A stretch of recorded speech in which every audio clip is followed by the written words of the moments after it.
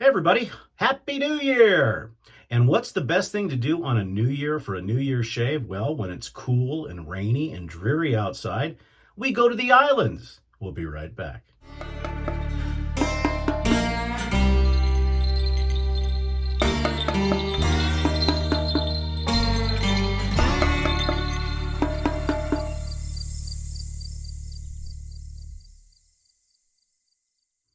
Hey everybody, welcome back. That guy just told you Happy New Year, so I'll say Happy New Year to you as well. Before we get started, as always, come and check us out, www.theshavingcadre.com. I think you'll have a great time. We had a wonderful New Year's Eve party Zoom call last night, and everybody made it almost to the left coast midnight, but most of us fell asleep. Also, please, if you would, please like and subscribe. It helps out the channel, helps out the cadre. We're shooting for 1,000, and we're getting there slowly but surely. And then also check out everybody in the description section. These are folks that support this channel, support the Shaving Cadre. And then I've got some other non-shave related channels that you might find interesting. So we start off 2023 in a great way, other than the weather. But in the Southwest, we'll take any rain we can get. It was in the high 60s, low 70s, and sunny yesterday. And today it's the feel-like temperature is 45, and it's been raining since about 5 o'clock this morning, and it's not slated to stop raining for quite some time. So what are we going to do? We're going to go to the West Indies. And there's two reasons for what I'm using today. The first is we are going to be doing a straight shave, and it will be with a Boker 5/8 with an ivory tang. This is a beautiful, beautiful razor. It's been taken across linen, leather, and of course the Balsa Super Curve, thanks to Bill M. And then we're kind of doing a matchy shave today, and it's all about the islands.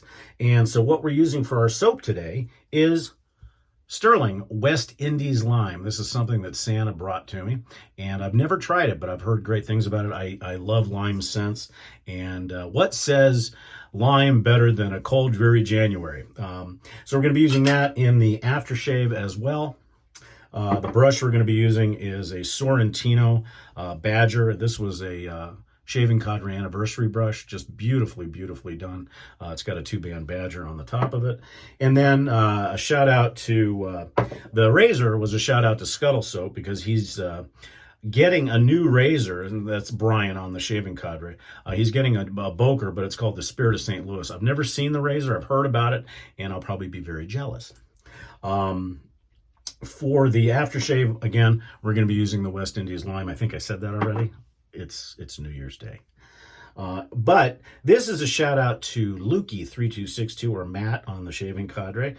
He is finally going to jump into the wonderful world of Royal Bermuda. These are beautiful scents.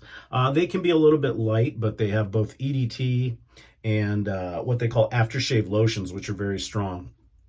And they come in this beautiful glass bottle. They come with an atomizer if you so desire. What they can be used with, though, is just a splash on.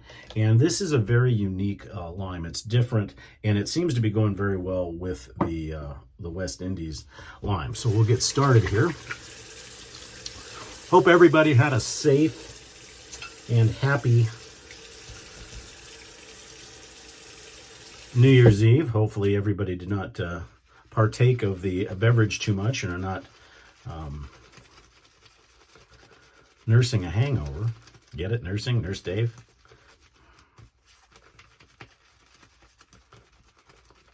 As always, rods, soaps with Sterling just explode. I have not used a Badger knot in a while. I've been using synthetics mostly.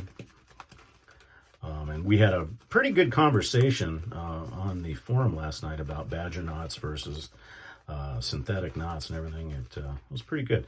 And see, those are the type of conversations that occur over on the Shaving Cadre, along with a whole bunch more.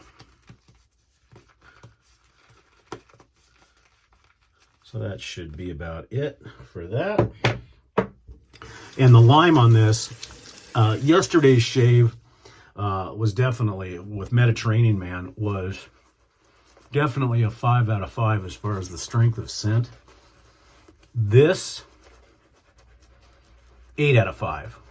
This is exploding as far as fragrance. Wow. And it's not your typical, what I call a sweet lime. If you were to open up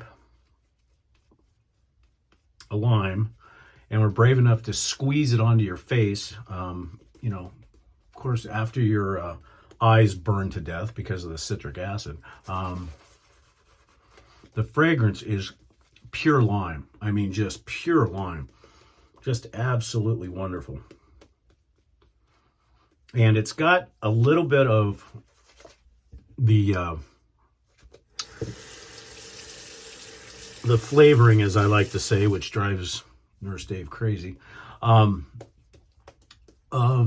the Bermuda lime, which is a little bit more pungent, I think. But it's just exploding as far as fragrance is concerned.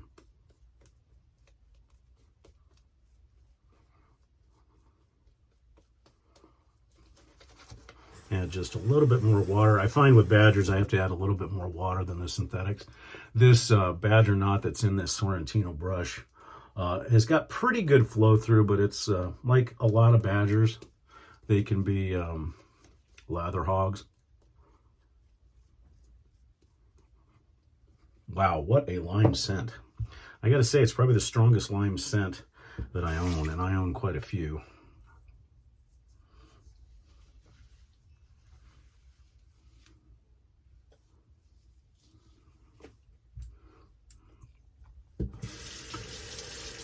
And again, we'll see how the Boker does. I'm not sure if I took the Boker across the Super Curve hone or Super Curve strop.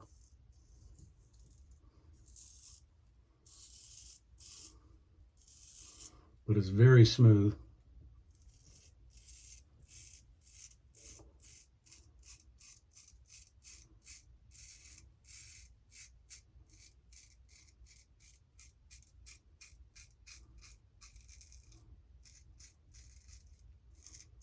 This razor will be probably in the next round of the 777 SR challenge. I should have a decision by sometime this next week. The contest is still going on through Sunday. Check out the video from 2 days ago and it'll show you how you can enter.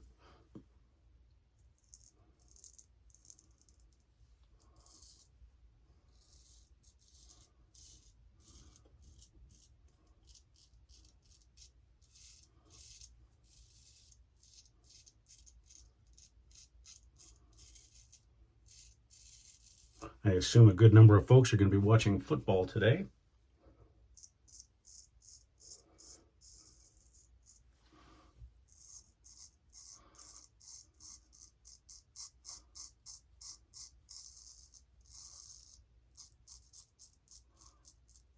Again, I have to say, as a shout out to Bill, by taking these across the convex balsa, they do really brighten up the edge a little bit.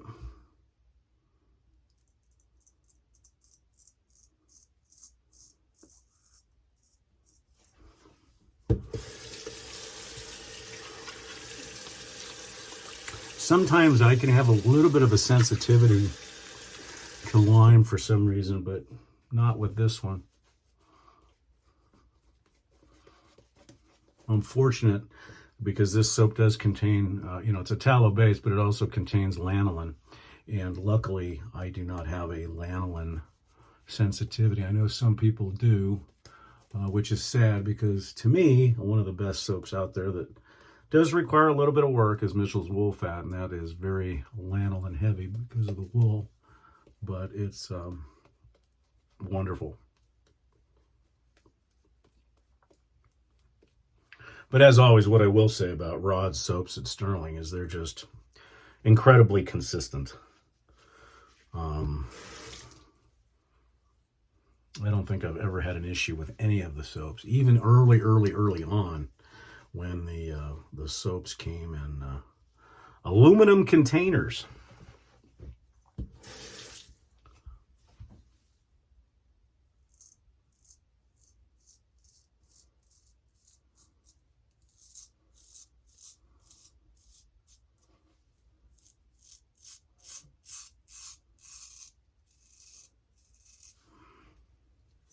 I do also want to thank everybody that comments. It's most appreciated.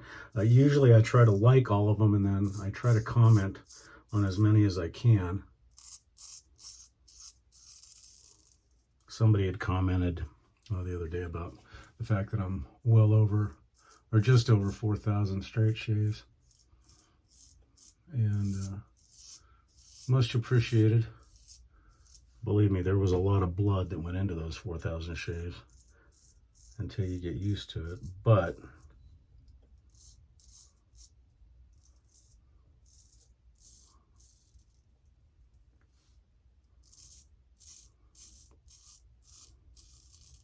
even after that many straight shaves, you never escape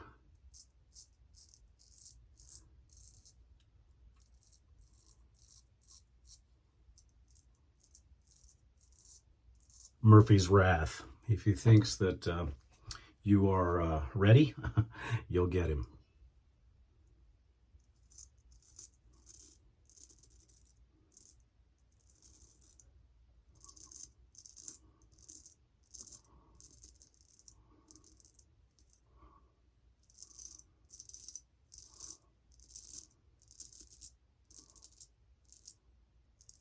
And I guess one little piece of advice that I would give anybody who's straight razor shaving is, especially if you're shaving a new area that you haven't shaved before, because and I'll shout out to Bill M.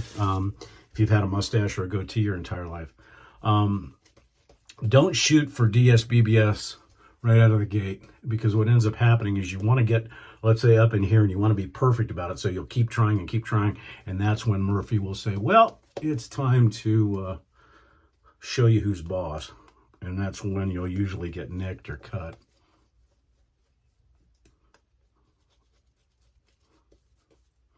Because ultimately, in my opinion, when you're looking at straight shaving, it's not necessarily that you want, I mean, eventually, yes, you want to have the dolphin smooth, baby butt smooth shaves to where your face feels like porcelain and silk. But your main goal is to get through the shave with, number one, no irritation, and number two, no blood.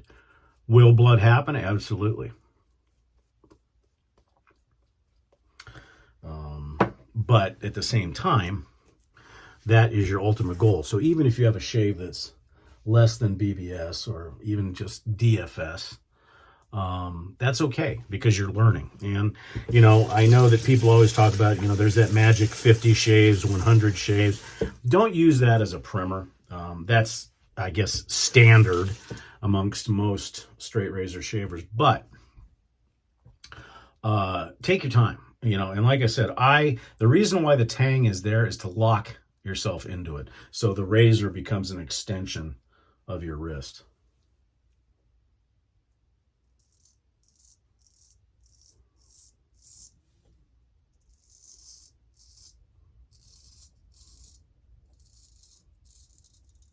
Because like anything else, the less movement and the less movement here or here is better, because you're going to get more consistent shaves.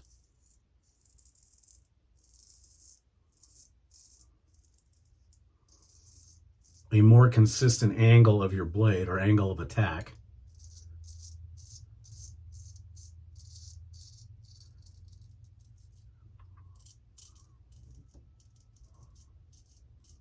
And you'll become more consistent in your shaves. And I'll preach it over and over again, that lock your wrist in whatever position you decide that you're going to use your stroke with. Lock that wrist. Use your shoulder as your pivot point.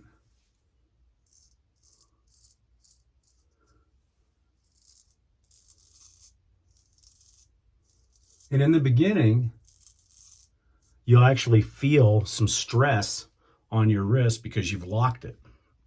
And again, doing what I do, and this is just me, is with this stroke, I lock my index finger between the scales and the spine. I take my middle finger and rest it pretty much on a small 45-degree angle. Then I take my ring finger and I lock it into the tang. Then I take my pinky finger and I lock it on the other side. So this isn't moving at all. unless I decide to break my wrist. But by doing this with all your fingers, the tendons lock everything up, and that allows you for a smoother stroke, in my opinion.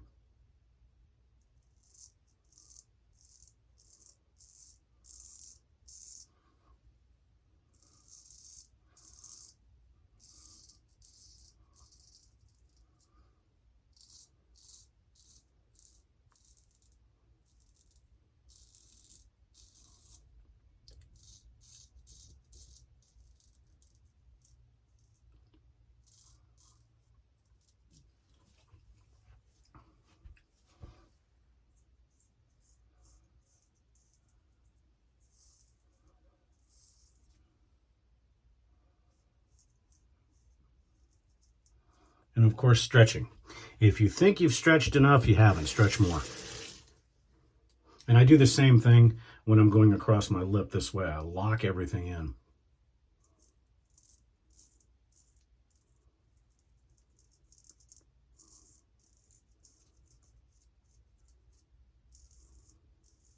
And again, use your shoulder as your pivot.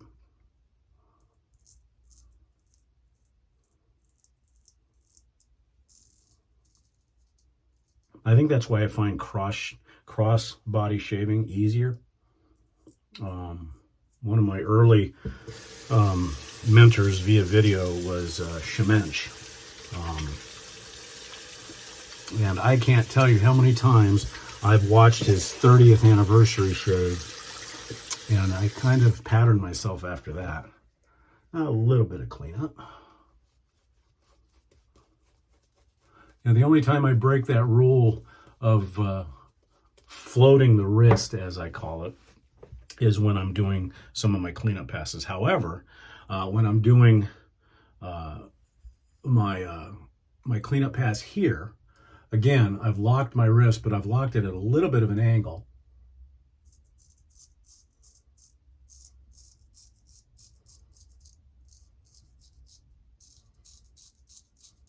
As I'm doing the buffing, and then I'll take the extra soap, re-spread it out, and then this is where, when I'm doing my windshield type windshield wiper actions and my buffing, that is when I will allow my wrist to become the pivot point. And then again, when I'm doing my flat blading, I lock everything in, but I bend the wrist back, so I'm addressing my face with the blade really perpendicular to my face.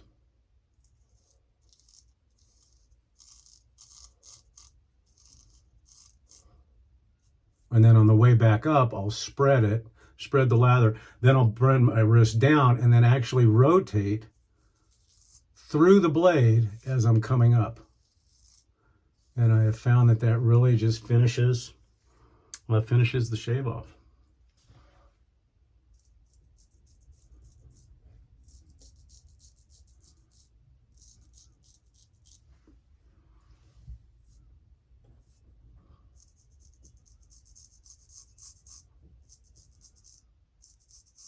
Yeah, you're going to want to watch for this razor in the next round. It's going to be definitely a contender.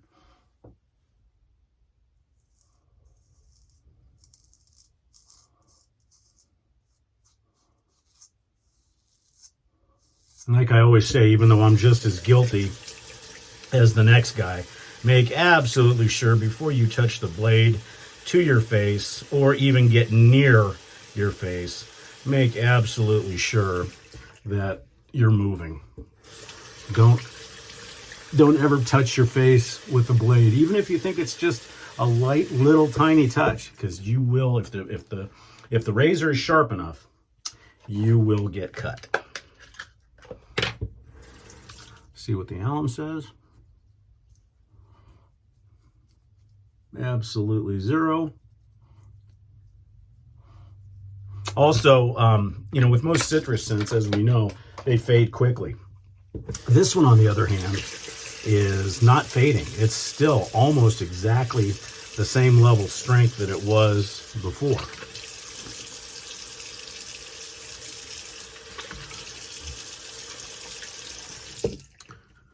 Today, again, we will be using the Quinn's Cucumber Mint.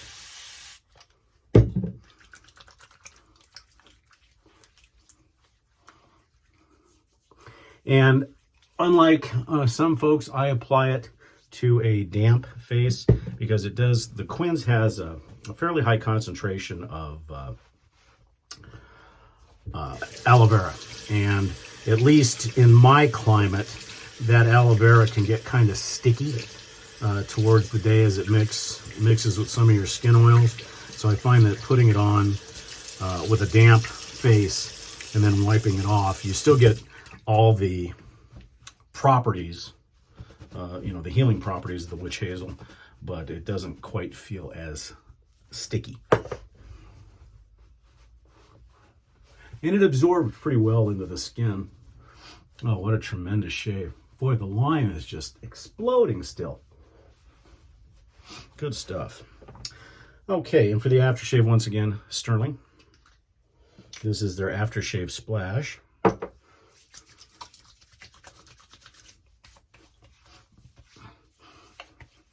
There is a little bit of a difference in the fragrance to this. This is actually where I said that on the soap there was a little bit of an additional deeper scent along with the lime. This is more traditionally if you were to walk into a grocery store and cut a lime open. That's exactly what it would smell like.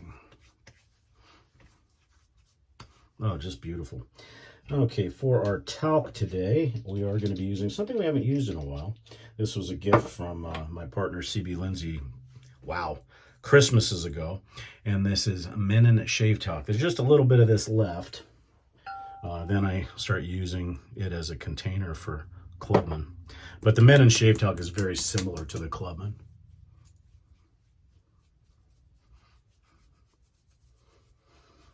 Being the fact that it's a vintage talc, you know it's actually talcum, which